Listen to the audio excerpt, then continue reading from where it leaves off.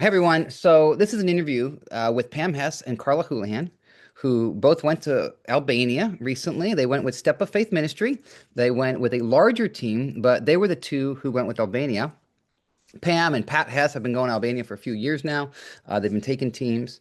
So Pam and Carla got back, and I asked to jump on a Zoom call where they could just give an overview of what it was like there, what they did. And then after a few minutes, we dove into just some specifics about what God did in each of their hearts. So take a watch. A lot of it's kind of on the video portion is on photos, but you can hear them talking. And then after a few minutes, we just kind of just jump into some more personal stuff. So take a look. Well, the picture that's up right now shows our team, which there were seven of us, and part of what we call affectionately the A team, the Albanian team.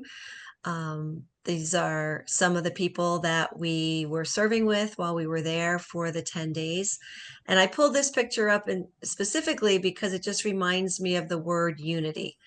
While we were there serving together, there was just an amazing sense of unity between us and the A team in Albania. Our team was all brand new, Carla being one of them. Nobody on the team had been to Albania before. And I feel that they were very blessed to feel the love and the friendships that they were able to have on a pretty quick basis. So just like a quick summary of the trip, it was pretty packed from the time we got there. We had a lot of opportunities to share the gospel with children, young adults, widows, the elderly.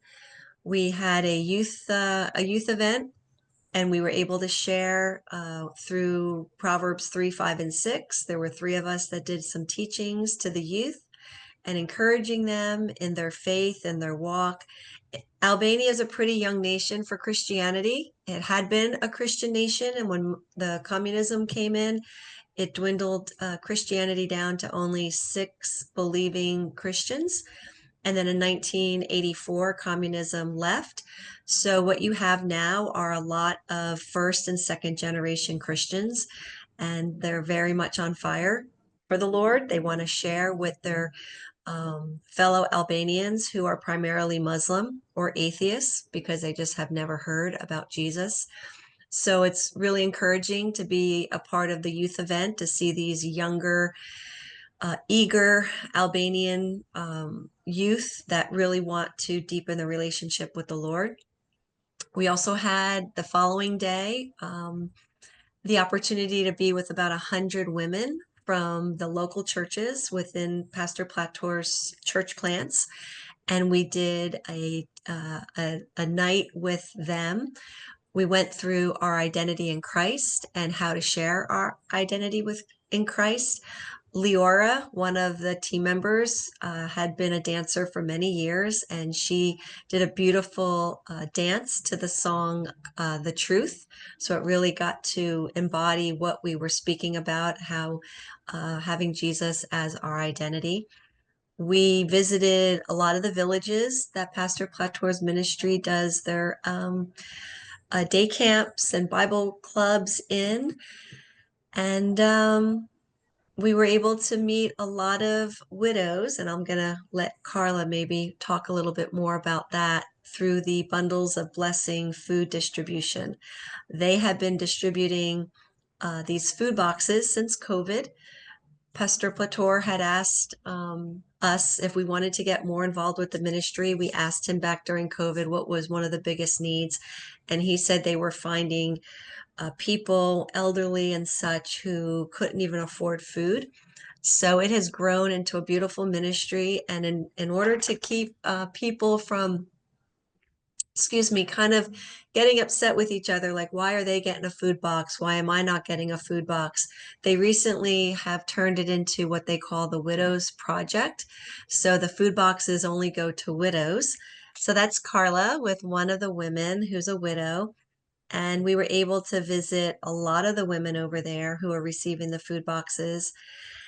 And between Carla and our other team member, Tina, who are both widows, I saw God use them in just Mm, amazing ways to be able to speak to these women and relate to them and love on them and pray with them.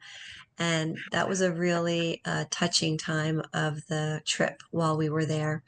mm, And overall, watching the hand of God in a country that is still less than 2% evangelical Christian, watching him move not only through our team, but through all the ministries that Pastor Plator is doing over there to bring the gospel to people who don't even know what a Jesus is. Like you will say, "Have you heard of Jesus?" And the reply may be, "What is a Jesus?" Like they can't even relate him to a person.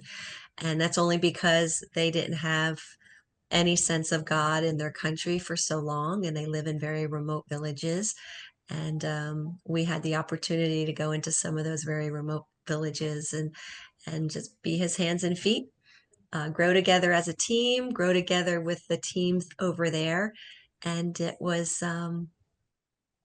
just beautiful. I was thrilled to see how God was working over there and really happy that Carla was able to be on the team this year because she is part Albanian. So our friends over there were very excited to hear that and to see her come over to their country. So I didn't know that, Carla.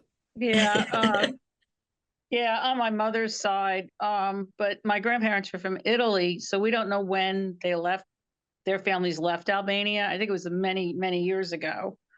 So I don't know that much about like where they're from or anything in Albania. But Hmm. yeah, Wow. it was cool. It was really cool. Just, like I said, the people there are just they're amazing. I mean, they're just so loving and giving and appreciative. I mean, I don't know, yeah, what else to say, but yeah. Hmm. That's awesome. Oh, the kids. Oh, yeah, this pilot. The kids are just. I love the kids. I mean, and I mean, they were so happy to see us, um, and they all they did little skits after the we did our skit, Daniel and the Lion's Den, and then we had them draw pictures of what they saw, what they anything they wanted to do. And it was really nice. What they drew such nice pictures, and they all they retained it. They remembered from the skit. I mean, there were some beautiful pictures, and yeah, and that's let's see, that was that was the lunch at the boys' home, right? Yep, Yeah, this was the house, the home for the yeah, boys that they run through the ministry. There's 8 orphans, boys that live there, and it's just an amazing home that they can grow up in and know Jesus and be loved on. And they all come from very difficult backgrounds. And we had a few opportunities, right, Carla, to be over there celebrating yeah, Igley's birthday one day and brought yeah, games and toys and just had a wonderful time with them. And it's great to watch them growing up, you know. Hmm. yeah, Yeah, let's zero in on what God did in your guys' heart. What do you feel like is just like one major thing that you feel like God did in you or that God revealed about himself to you while you were over there? I guess for me, reaching out to the widows, because we do have that common bond. You don't know how that grief feels unless you've gone through that type of grief, and it doesn't matter if you don't even speak the same language. You understand, like they understand. Well, we had translators, obviously, but um, so that was a special. I think that was. I was so happy to get to meet them and be able to help them a little bit. And Yeah, that's awesome. yeah, So you really felt used by God in a very unique way that very few people really understand. yeah. That's awesome. Did you know that going in that you know, I are going to see I widows? did. I think I knew we were going to visit widows. I knew that most of our work was going to be with children, but I think I did know about that. Hmm. Wow, that's pretty awesome. How about you, Pam? Yeah. What would you say?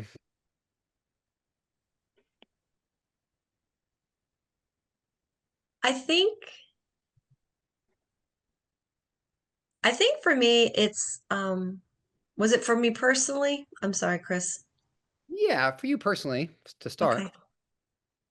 I think God's timing with for me with this trip, um we have been over there 4 times now, and each time is different. Each time has like some key moments that I feel God is speaking to me more powerfully. And I felt this time it was keying in on his timing and his faithfulness, and just reminding me to be patient, to let him lead in all things. I was really able to sit back a lot and just observe the team working together. I think the whole team, even the Leora and Josh being young, had been on an international mission trip before. So Hmm. everyone on the team had done missions before. Carla was just with us in Atlantic City the month earlier. And yeah, it was just experiencing God in a very, like almost like a relaxed way. Like I was able to just step back and observe. And I never felt like anything was being rushed or anyone was feeling rushed in their time in sharing. I had a few personal times to share Christ with people, and it just there was just a peace about it. There was a really nice peace, and mixed with the excitement of being there and knowing that God is very active in this country. um but yeah, just experiencing his timing in everything, because it's a full week. It's a full, like, you're up, you're going, you're doing, you're moving, you get done kind of late at night. And Yeah. but it was yeah, it was very peaceful in that regard. Did you guys take away anything coming back to the States? Like, you know what? I need to start implementing. I mean, I know Pam, you've done so many of these trips. Um, so it's you know, maybe there's nothing new that God showed you in this regard, but if there is, great. Did you guys see anything, experience anything that you just were reminded, you know what, I could be doing this locally. This I could implement this strategy or rhythm or technique in regards to being on mission for Jesus in my local context back in Jersey. Did you guys walk away with anything like that? Yes, I could. We're starting, because it's funny. We're starting Maple Leaf next week, and I want to take a little bit different approach and be a little more involved with the kids. I think in the past I felt maybe they didn't know me that well because I was kind of new, and they were kind of like shy around me. But I do want to, you know I do want to do some things that we did with the kids over there, maybe. And then of course in Atlantic City too. And that's what started it all for me was Atlantic City. What do you mean be more involved in the kids? Meaning like not just set Just up. well, because now that they're mostly middle school age, I see some of the other people interact with them. Little Lori, interacts with them, so they talk about sports and that. I want to get in and talk with them more about their lives, what's going on with them. I usually sit back and I'll do, like, I help get dinner ready. I'll help them do something, but I Okay. want to get more involved with them personally, so they know that, they need to know that someone else cares about them. Mm. Yeah. Yeah. Yeah. Yeah. And doing that in Albania, what gave you the confidence that, you know what, if I can cross cultural barriers in Albania, I can cross some whatever barriers I'm facing.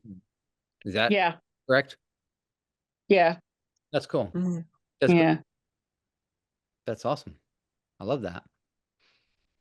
How about you, Pam? Was there anything?